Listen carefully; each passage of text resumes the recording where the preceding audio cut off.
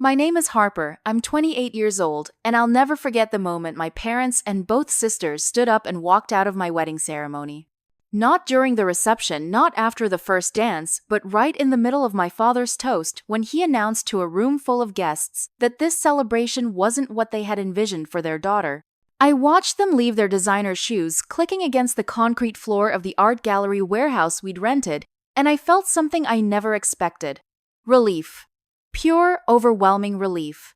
After being excluded from 3 family weddings for not fitting their perfect image, after years of being told I was too different, too artistic, too much myself, I had finally created a wedding that was undeniably mine. And their exit wasn't the disaster they intended it to be. It was the best wedding gift I could have asked for. Before we dive into how I got here, I'd love to know where you're watching from. Drop your city or country in the comments below. If you've ever felt like the black sheep in your family, hit that like button so I know I'm not alone. And subscribe because this story gets wild. Trust me, you'll want to see how family karma works when you stop playing by their rules. Now, let me take you back to where this all started back when I was just a little girl who loved to paint. I grew up in Boston in a family that valued tradition above everything else. My father, Richard, was a corporate attorney at one of those old money law firms where they still wear pocket watches. My mother, Patricia, taught piano lessons to the children of other wealthy families and played organ at our Episcopal church every Sunday. Then there were my sisters. Charlotte, 4 years older than me, and Isabel, 2 years my senior. Both of them followed the script perfectly. Charlotte started piano lessons at 5, played in recitals, wore white gloves to church.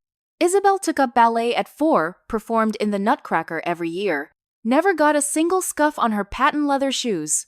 And then there was me. At 6 years old, I was already sneaking into the garage to draw on cardboard boxes with markers I'd stolen from my mother's craft drawer.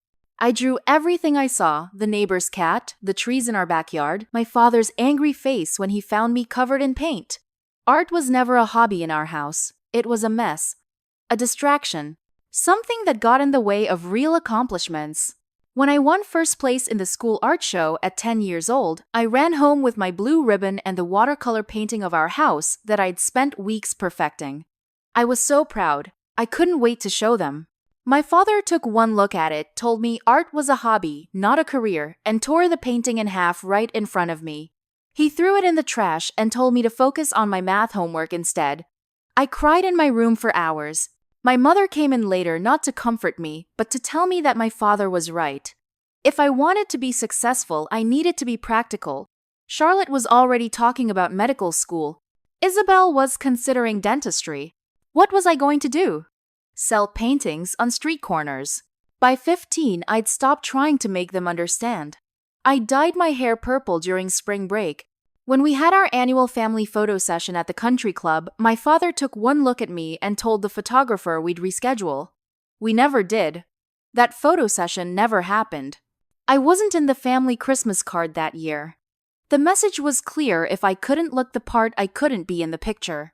At 17, everything changed. I received a full scholarship to Rhode Island School of Design. RISD, one of the best art schools in the country. I was thrilled. I thought maybe finally they'd see that art wasn't just a phase. It was my future. I brought the acceptance letter to dinner, hands shaking with excitement. My father didn't even look at it. He told me I'd be attending Boston University to study pre-med like my sisters. The scholarship didn't matter. Art school wasn't real school. I had 1 week to decide: follow their plan or lose their support completely. I chose art. I chose myself. I moved out 3 weeks after graduation using my scholarship money and savings from my part-time job at a coffee shop to rent a tiny studio apartment in Providence. My mother cried, but not because she'd miss me. She cried because I was embarrassing the family. My father stopped speaking to me entirely. Charlotte called me selfish. Isabel said I was throwing my life away. I was 18 years old and I was free. College was where I discovered who I was without their voices in my head telling me who I should be. I thrived at RISD. I made friends who understood me, who celebrated creativity instead of stifling it. I worked hard, won awards, got internships, and I met Julian. He was a photography major 2 years younger than me, with kind eyes and hands that were always stained with developing chemicals. He saw me. Really saw me. Not the disappointment my parents saw, but the artist, the dreamer, the woman I was becoming. We fell in love slowly over late nights in the darkroom and early mornings in the painting studio. I still went home for holidays, sometimes hoping things would get better. They never did. Every Thanksgiving, every Christmas turned into a comparison contest. Charlotte had been accepted to Harvard Medical School. Isabel was engaged to an orthopedic surgeon. And what was I doing? Graphic design, freelancing. That wasn't a real career. Julian wasn't a real boyfriend because his photography business wasn't stable. My tattoos weren't appropriate for family gatherings. My hair color changed too often. I was always too loud, too colorful, too much myself. I started to dread going home. Each visit left me feeling smaller, less worthy, like a stain they couldn't wash out no matter how hard they scrubbed. Charlotte's engagement announcement came in early spring of 2019. She'd been dating Bradford, a cardiac surgeon, for 3 years, and everyone knew it was coming. My parents hosted a formal dinner at their house to celebrate. I drove up from Providence with Julian, hoping that maybe this would be different. Maybe a wedding would bring us together. Family occasions were supposed to do that, right? The dinner was exactly what I expected. My father spent 40 minutes asking Bradford about his practice, his publications, his family's vacation home in Cape Cod. My mother fawned over Charlotte's ring, a 3-carat diamond that probably cost more than my annual rent. When Julian tried to contribute to the conversation, mentioning a gallery show he had coming up, my father changed the subject. It was like Julian wasn't even there. Like I wasn't even there. We were furniture. Background noise in Charlotte's perfect moment. Charlotte announced that the wedding would be in June, a formal affair at the country club where we'd had all our family photos taken over the years. Well, all the family photos I hadn't been excluded from. She talked about color schemes and flower arrangements and a guest list of 300 people.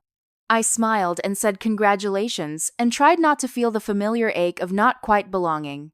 2 weeks later, Charlotte called me. I thought maybe she was reaching out, maybe we could finally bond as adults, as sisters. I answered the phone with hope in my chest.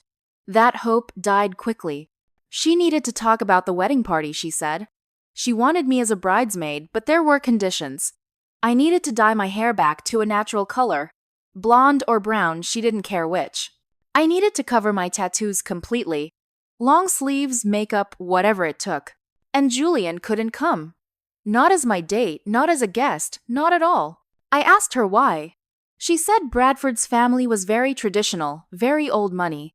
They wouldn't understand Julian's photography business, which she called unstable. They wouldn't appreciate my appearance, which she called distracting. This was her day, and she needed everything to be perfect. She needed me to be normal, just for one day. Just for her. I told her I couldn't do that. I wouldn't do that. If she wanted me at her wedding, I came as I was.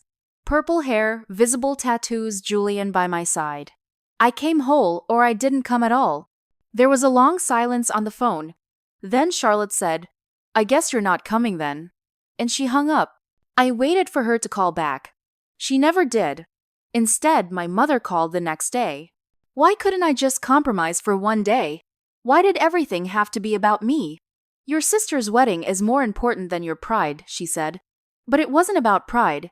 It was about respect. It was about being seen as a person, not a problem to be fixed. I tried to explain that to my mother, but she didn't want to hear it. She said I was being selfish. She said I was ruining Charlotte's happiness. She hung up before I could respond. The worst part came 2 weeks before the wedding. I hadn't received an invitation. Not to be a bridesmaid, not to be a guest, nothing. I called Isabel to ask if invitations had gone out yet. She said yes, weeks ago. I asked if mine had gotten lost in the mail. There was another long silence. Then Isabel said that Charlotte had decided not to invite me at all. Not even as a guest. She said they couldn't have someone who looked like me in the wedding photos. It would ruin the aesthetic. I cried for 3 days straight. Julian held me while I sobbed, while I questioned everything about myself. Was I really so unacceptable? Was my appearance really so offensive? that my own sister couldn't bear to have me at her wedding. Julian kept telling me that my family didn't deserve me, that they were wrong, that I was perfect exactly as I was. But their rejection still hurt. It carved out a hollow place in my chest that I couldn't fill. I sent a card. No gift, no phone call, just a card that said, "Congratulations," and nothing else. I saw the wedding photos on Facebook later. Charlotte looked beautiful in her white dress. Bradford looked proud in his tuxedo. My parents looked happy. Isabel, the maid of honor, looked perfect standing next to Charlotte. Everyone looked perfect. The whole thing looked soulless. 200 people celebrating a union between two people who valued appearance over authenticity. I told myself I was better off not being there. But late at night, I wondered if maybe they were right. Maybe I really was too different. 2 years passed. I thought maybe time had healed something. Maybe my family had matured. Maybe they'd realized how much they'd hurt me. When Isabel called to tell me she was engaged to Montgomery, an orthopedic surgeon she'd met during her residency, I tried to be happy for her. I tried to hope that this time would be different. I called her the day after she announced it on Facebook. I congratulated her. I asked about the proposal, about the ring, about their plans.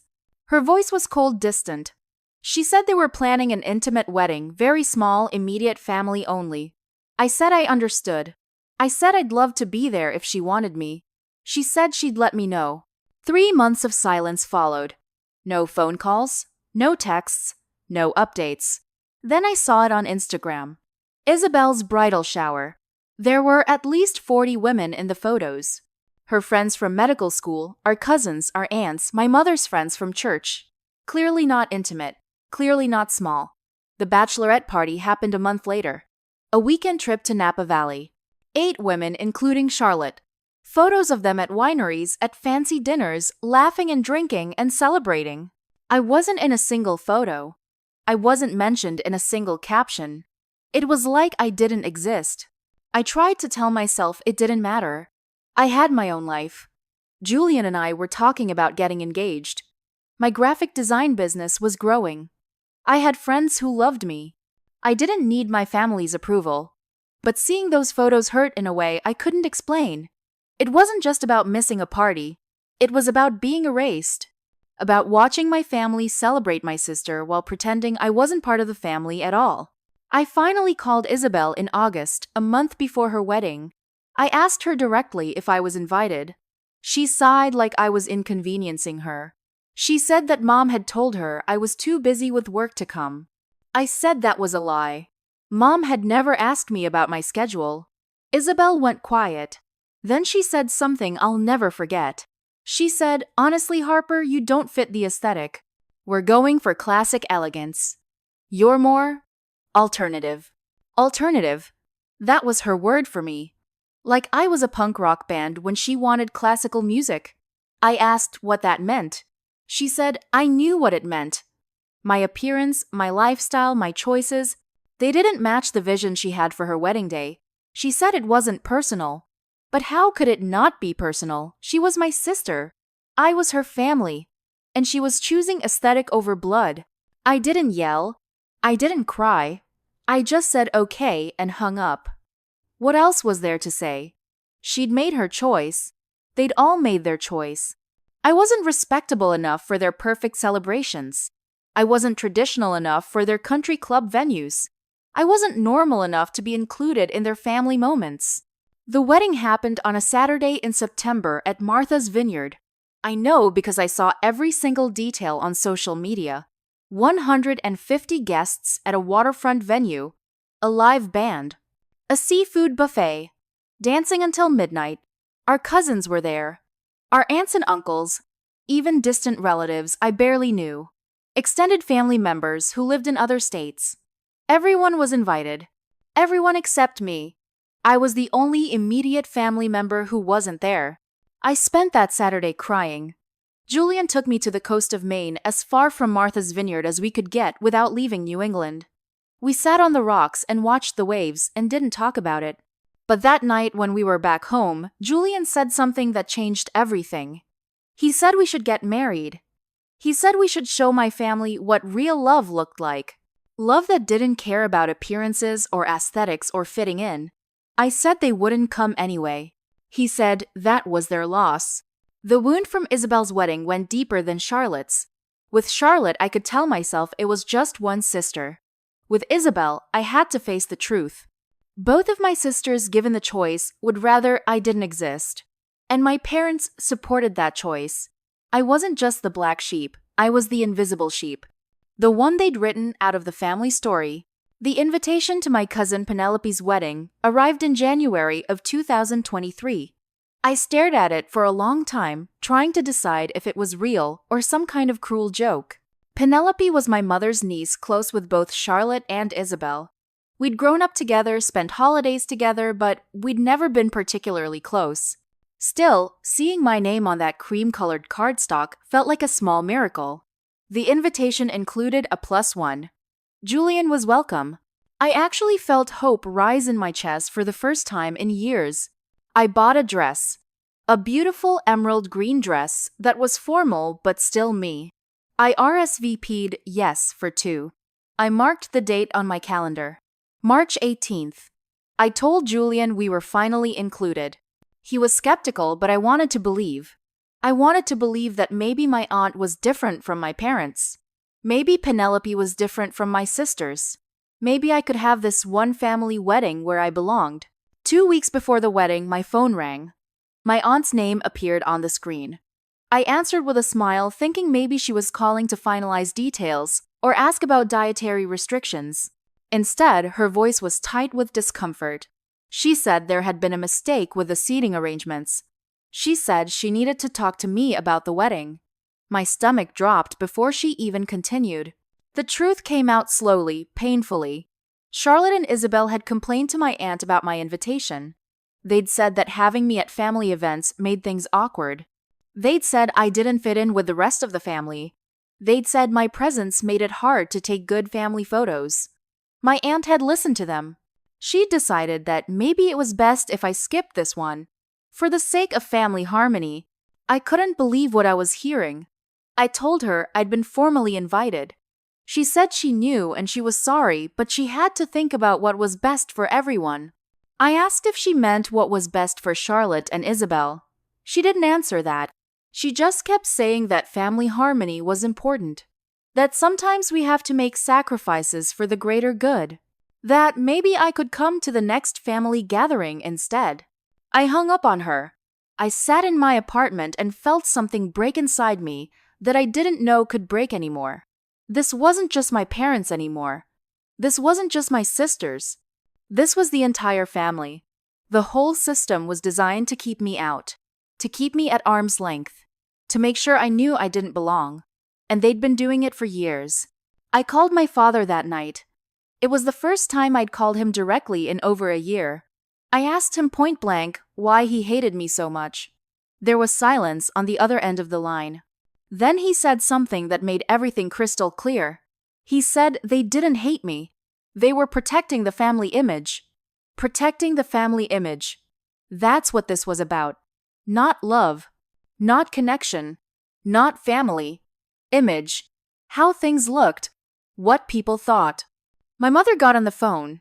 She said that when I settled down and looked normal, when I had a real career and a real relationship, then I could be included. I told her I did have a real career. I had clients who paid me well for my work. I had a partner who loved me unconditionally. I had a life that I'd built myself. She said that wasn't what she meant. She meant a respectable career. A respectable relationship. Not this phase I was going through. I was 28 years old. I'd been living on my own for 10 years. I'd built a successful business. I was in a loving, committed relationship. And my mother still thought I was going through a phase. That's when I realized they were never going to change. They were never going to accept me. They were never going to see me as anything other than a problem to be solved or hidden away. I told them not to contact me unless they were ready to apologize. Really apologize. Not for my choices, but for their treatment of me. For excluding me. For erasing me. For choosing image over their own daughter. My father started to argue. I hung up.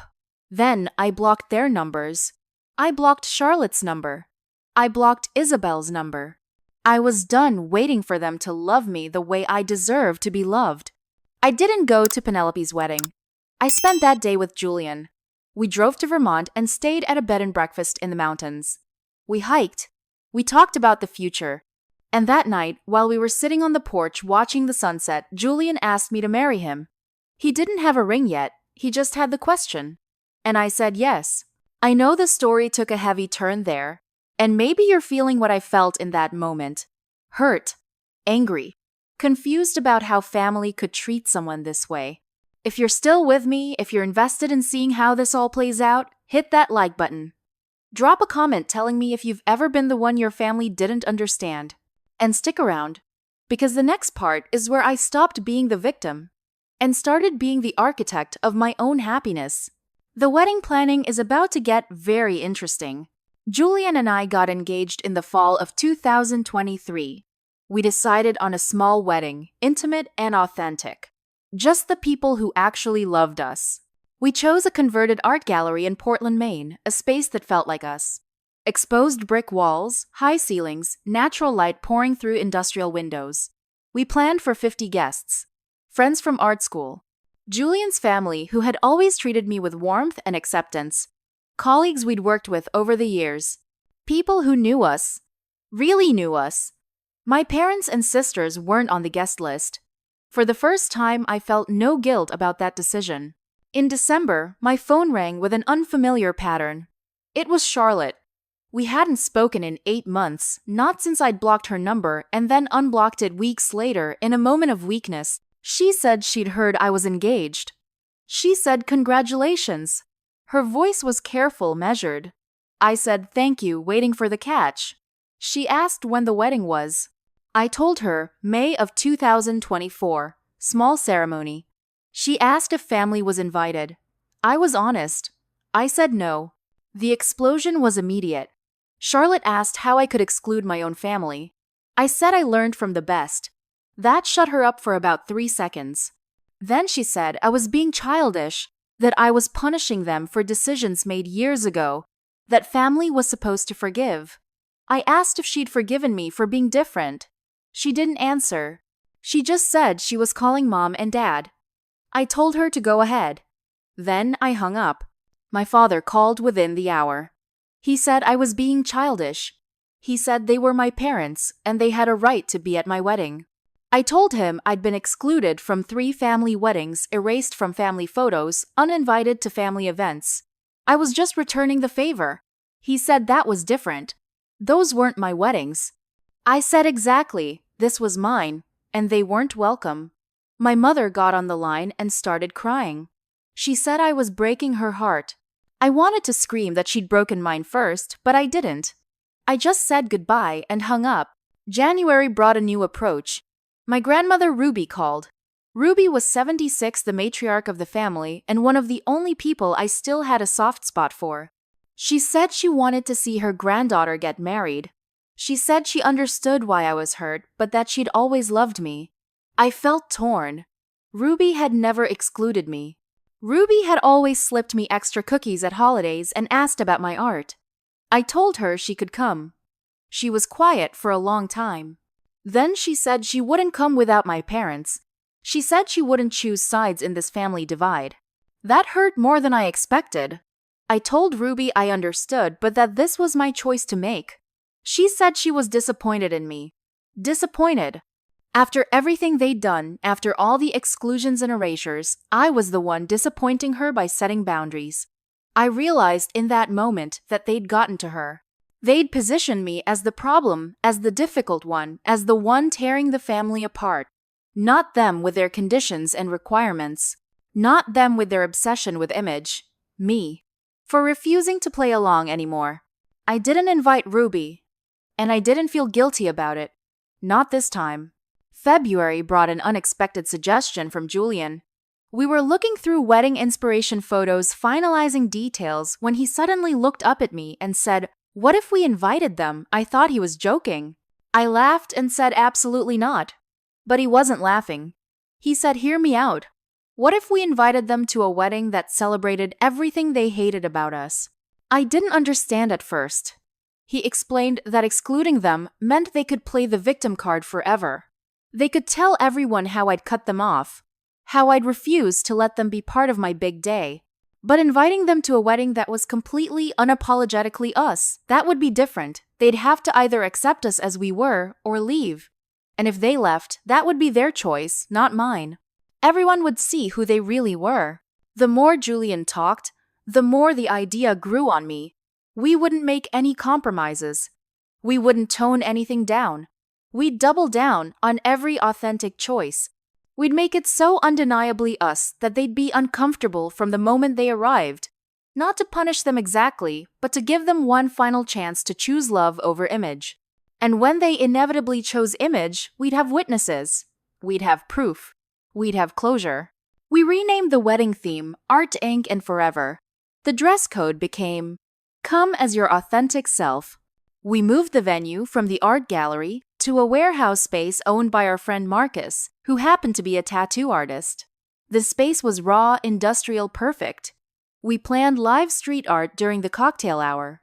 We hired an indie band we'd discovered at a local festival.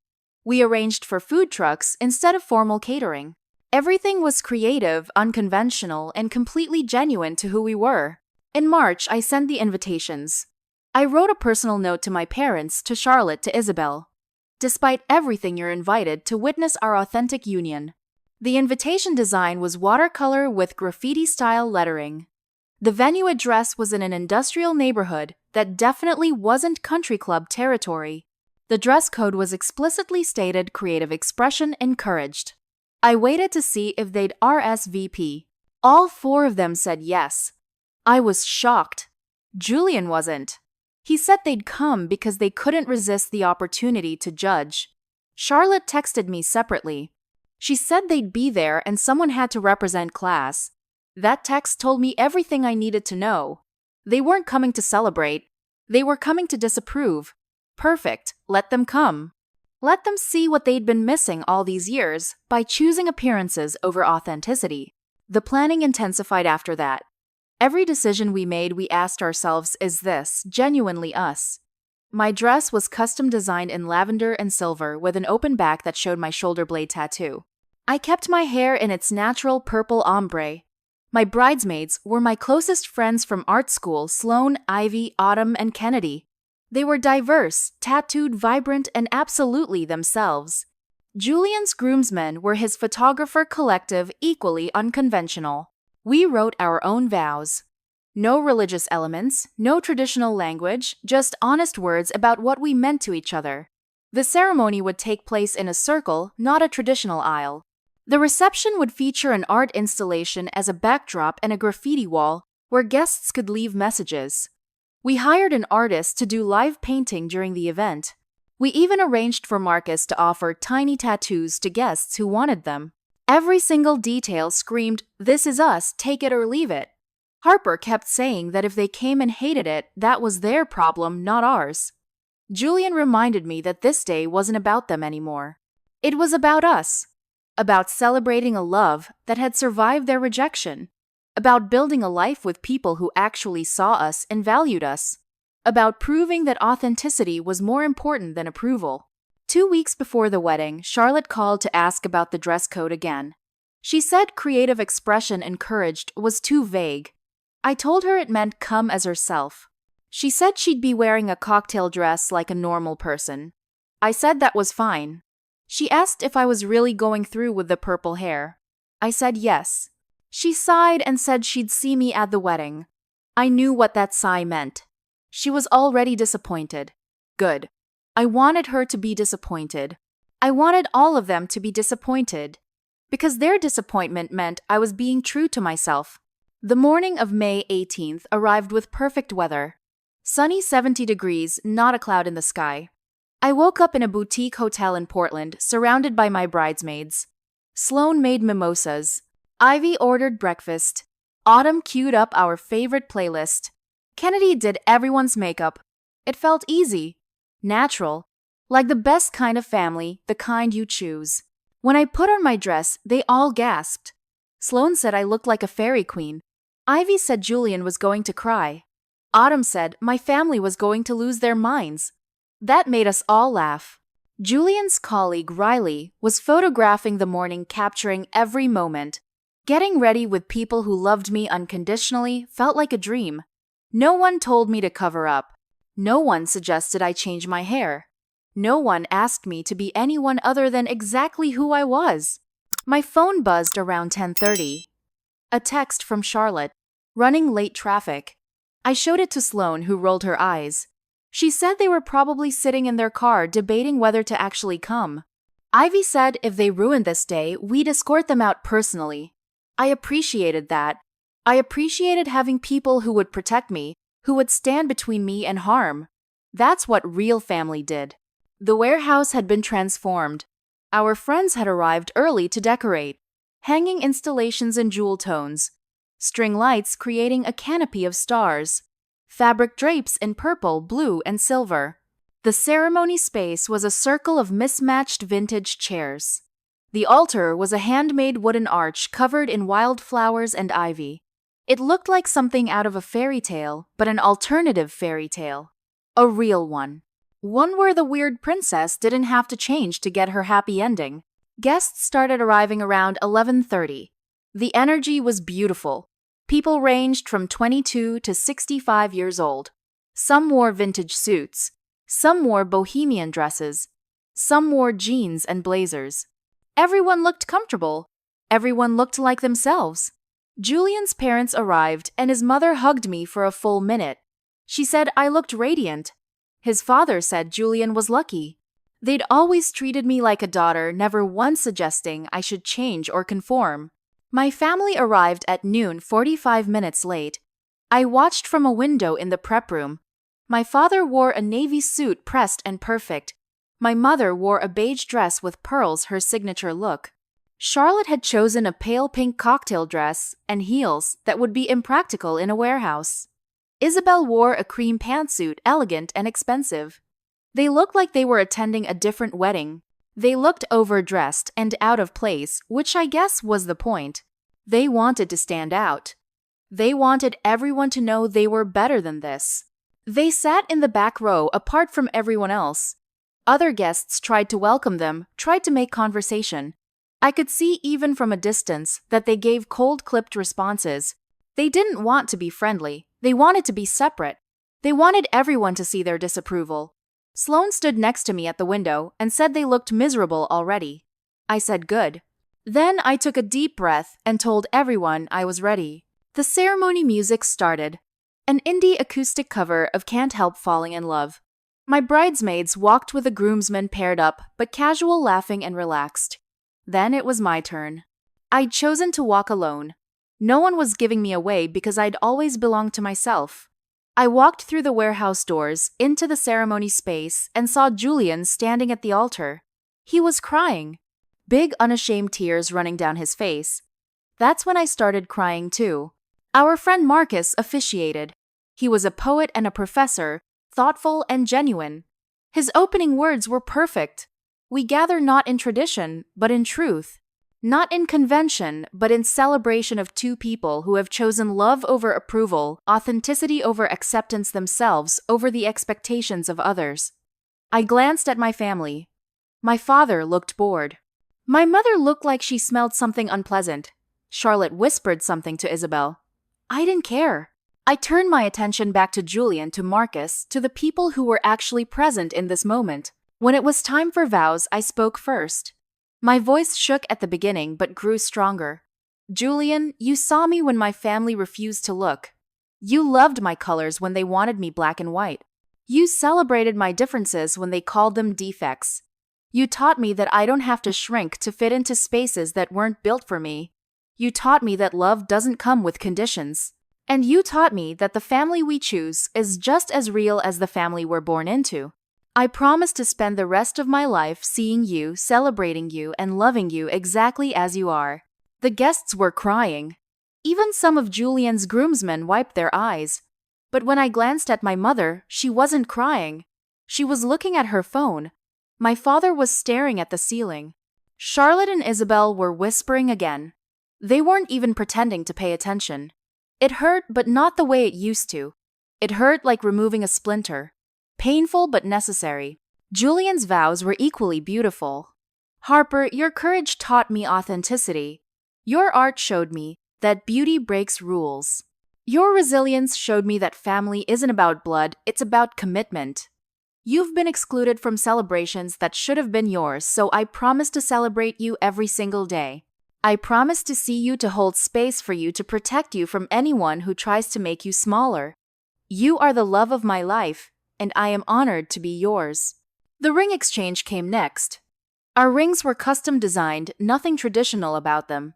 Mine was an opal surrounded by tiny sapphires set in rose gold. Julian's was hammered silver with turquoise inlay. They were unique. They were us. Marcus pronounced us married by the power vested in him and witnessed by those who truly see you. We kissed, and the room erupted in cheers. Everyone stood and clapped and whistled. Everyone except my family. They gave a polite golf clap from their seats in the back and didn't stand up. We walked down the non-aisle together, equal partners, hand in hand. The recessional music was upbeat and joyful. Guests were dancing in their seats. It was perfect. And my family's disapproval couldn't touch it. Not this time. The cocktail hour was everything I'd dreamed of. Food trucks opened their windows and started serving tacos, banh mi, and BBQ. A live painter set up an easel and began creating a portrait of the ceremony in real time, working from photographs Riley had taken. The photo booth was filled with props, fake tattoo sleeves, colorful wigs, signs that said, "Art is life and love is louder." Guests laughed and took pictures and mingled in a way that felt organic and joyful. Julian and I made our way around the space, greeting everyone personally. We thanked people for coming, for being part of our celebration, for being part of our chosen family. When we reached my family's table, they were sitting by themselves. They'd isolated themselves, hadn't even tried to talk to anyone else. I approached with Julian's hand in mine and said, "Thank you for coming." My father's response was stiff. "Congratulations." That was it. One word. My mother tried for more. She said it was unique. The way she said unique made it clear she meant weird. Charlotte offered very you, which wasn't a compliment. Isabel didn't say anything at all. She was looking at her phone, scrolling through something, not even pretending to be present. I tried to make conversation. I told them the food was really good, suggested they try the tacos. My father said he didn't eat street food.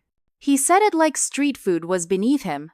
Like the carefully crafted gourmet tacos from an award-winning chef were somehow offensive. There was nothing else to say. The silence stretched between us until one of my friends came to pull me away for photos. I excused myself, relieved to escape. As I walked away, I overheard Charlotte say to Isabel, "How much longer do we have to stay?" That's when I knew. They hadn't come to witness my wedding. They'd come to judge it, to endure it, to maintain appearances. They were counting down the minutes until they could leave and tell everyone how bizarre it had been.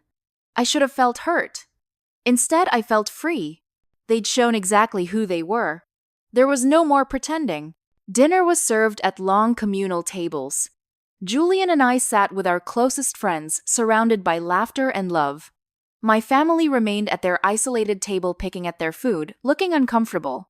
When the first dance came, Julian and I had choreographed Something Playful to Home by Edward Sharpe and the Magnetic Zeros. Halfway through, we invited everyone to join us. Within seconds, the floor was full of people dancing, spinning, laughing. My family stayed seated. 4 people sitting alone, while 50 others celebrated around them. Then came the toasts. Julian's brother Trevor went first. His speech was funny and heartfelt, full of stories about Julian growing up and how much lighter he'd become since meeting me. Then Sloane stood up as my maid of honor. Her speech was emotional. She talked about the first day we met at RISD, how I'd been painting alone in the studio at 2 in the morning. She talked about how I'd taught her that family isn't who shares your blood, it's who shows up for your soul. Then Sloane looked directly at my family's table. "And Harper," she said, "your family is right here. Everyone in this room, we see you, we celebrate you, we love you exactly as you are." The room erupted in applause. It was loud and genuine and overwhelming. I saw my father's jaw clench. I saw my mother look away. They knew that speech was aimed at them. They knew everyone in that room understood what they'd done. Traditionally, parents give toasts next. Julian's parents had already prepared beautiful speeches, but my parents hadn't said anything about wanting to speak. The MC, one of our friends, said typically parents speak next if they'd like. There was a long, uncomfortable pause. I held my breath. Then my father stood up slowly. My heart started racing. This could go two ways. He cleared his throat. No smile on his face. Harper is our daughter. Long pause. We raised her with values, structure, expectations. My stomach dropped. I knew what was coming.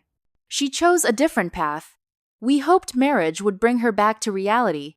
Guests around the room started shifting uncomfortably. But I see that's not the case. He looked around the venue with obvious disdain. This celebration is not what we envisioned for our daughter. My mother stood up, joining him. My sisters followed. It happened so quickly. They were standing together, a united front. We wish you well, Harper, my father said. But we can't support this.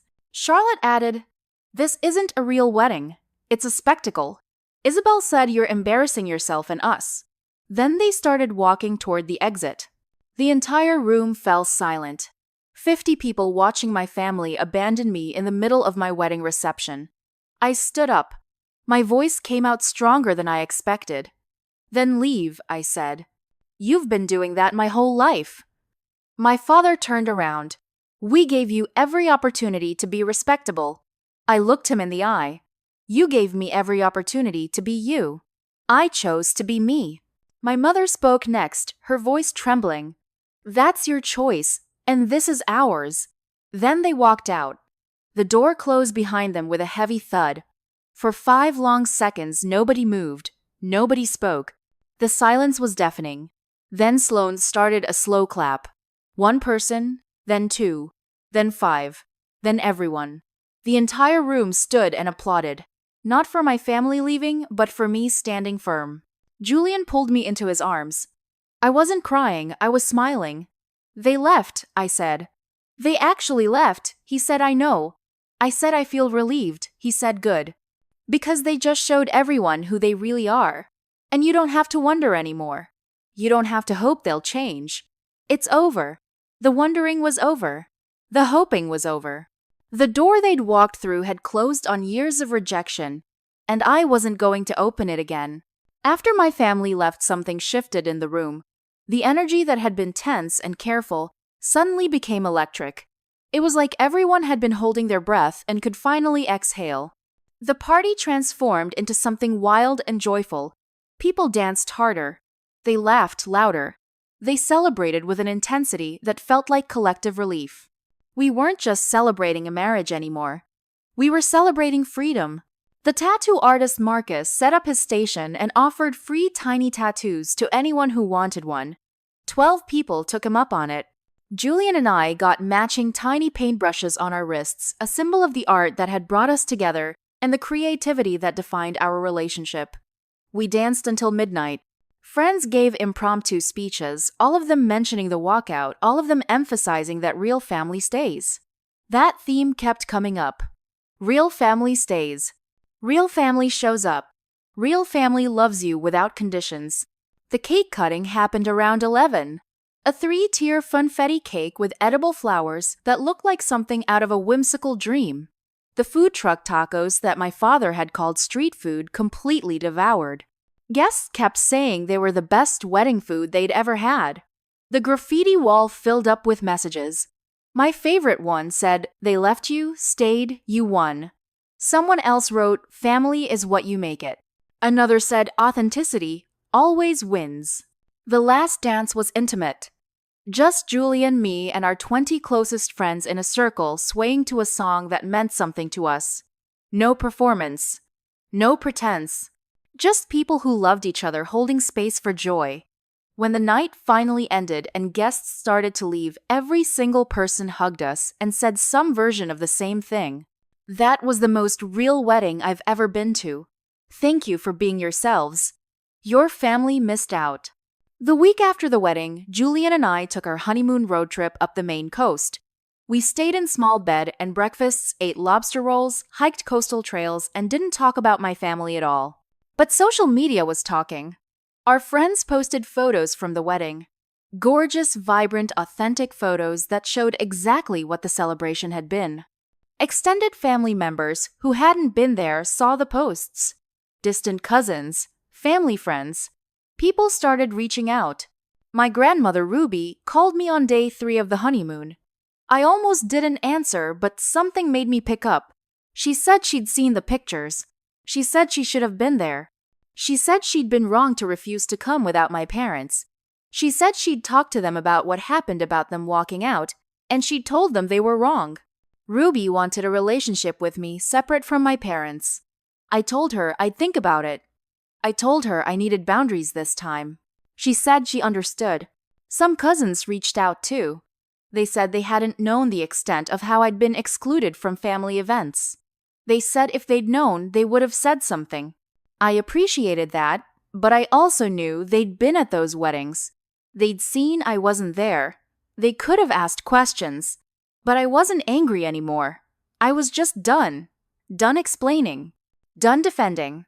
Done hoping for people to choose me when they'd already shown they wouldn't. Charlotte sent one text 3 weeks after the wedding. You made your point. That was it. No apology. No acknowledgement of years of exclusion. Just acknowledgement that I'd successfully made her uncomfortable. I didn't respond. There was nothing to say. My father and mother maintained complete silence. I heard through Ruby that they were telling people I'd uninvited them from my wedding, that I'd excluded them to be cruel. The irony wasn't lost on me. But I didn't correct the narrative. People who knew me knew the truth. People who didn't know me didn't matter. 3 months have passed now. It's August of 2024, and I'm sitting in the home Julian and I bought together. We opened a joint creative studio where I do graphic design and he does photography. My business is growing. His work was just featured in a gallery show. Our friend group is tight and supportive, the kind of people who show up when you need them and celebrate when you succeed. That's family. Real family. I get occasional updates from Ruby. She tells me Charlotte is pregnant, but didn't tell me personally. She tells me Isabel is planning to move to California for a new job. She tells me my parents haven't changed, haven't softened, haven't expressed any regret. I feel neutral about all of it. It doesn't hurt anymore. It's just information about people I used to know. Sometimes I wonder if they think about me, if they regret walking out, if they ever consider apologizing. But mostly I don't wonder. Mostly I just live my life. Our wedding photos are framed throughout our apartment. My favorite one is from right after my family left. I'm laughing, genuinely laughing, surrounded by Sloan and Ivy and Autumn and Kennedy. You can see the joy on my face, the relief, the freedom. That photo reminds me that their rejection wasn't the end of my story. It was the beginning of my real life. Julian asked me last week if I had any regrets about the wedding. I said only that I didn't do this sooner. Only that I spent so many years trying to earn love from people who weren't capable of giving it. He reminded me that I'd needed to go through all of it to get here. To understand that their approval was never worth having. To learn that being yourself is the only sustainable way to live. Looking back at those 3 wedding exclusions now, I can see they were preparing me for something. Each one hurt at the time. Each one made me question my worth, my choices, my right to exist as myself. But each one also pushed me further away from their conditional love and closer to my authentic life. Charlotte's wedding taught me that I couldn't compromise myself for acceptance. Isabel's wedding taught me that the exclusion was intentional and systematic. Penelope's wedding taught me that it wasn't going to change, that I had to change my expectations instead. My wedding wasn't revenge, though. I know it looked that way to them. It was authenticity. It was me saying I'm done hiding. I'm done shrinking. I'm done pretending to be someone I'm not, so you'll love me. Inviting them wasn't about wanting them there. It was about offering one final chance. One last opportunity for them to choose relationship over image love, over appearance me, over their idea of who I should be. They chose exactly what I knew they'd choose. And their walkout gave me something their acceptance never could have. Closure. Now, when I see wedding photos on social media, I don't feel that old ache anymore. I don't wonder why I wasn't included. I know why. And I know it was never about me. It was always about them. About their fear of what people would think. About their obsession with maintaining an image that was more important than their actual daughter. That's their loss to carry, not mine. So here I am at 28, married to my best friend running a business. I love surrounded by people who celebrate me instead of tolerating me. I have a family. It's not the one I was born into, but it's real. It's chosen. It's unconditional. And every single person in it showed up to my wedding and stayed until the very end. They stayed because they wanted to be there, not because they felt obligated, not because it would look bad if they didn't, but because they love me. The real me. The purple-haired, tattooed, artistic, authentic me. My parents called me too different for their weddings, too alternative for their aesthetic, too much myself for their perfect family photos. They were right. I was too different. Too different to pretend anymore. Too different to keep trying to fit into spaces that weren't meant for me. Too different to accept conditional love, as if it were the real thing. And I wouldn't have it any other way. The wedding they said would never work that they walked out of in disgust was the best day of my life. Not despite their absence. Because of it. Because their exit removed the last thread of obligation I felt toward people who had spent my entire life telling me I wasn't enough. I am enough. I always was. They just couldn't see it. And that's not my problem anymore. It's theirs. So I want to hear from you. Have you ever been the black sheep in your family? Have you ever had to choose between being authentic and being accepted? Have you ever watched people walk away because you refuse to be anyone other than yourself? Drop your story in the comments. I promise you're not alone. And if this story resonated with you, if you felt that same pain of family rejection, or that same relief of finally letting go, hit that like button. Subscribe to this channel because I'm here sharing real stories about real family dynamics, the messy, complicated truth that nobody wants to admit at holiday dinners. Share this video with someone who needs to hear that it's okay to be the one who breaks the family cycle. It's okay to choose yourself. Thank you for listening to my story. Thank you for being here. And I hope that wherever you are in your own journey, whether you're still fighting for acceptance or you've already walked away, you know this: your authenticity is worth more than anyone's approval. Choose yourself. Always choose yourself. The people who are meant to stay will stay. And the ones who leave were never your family to begin with.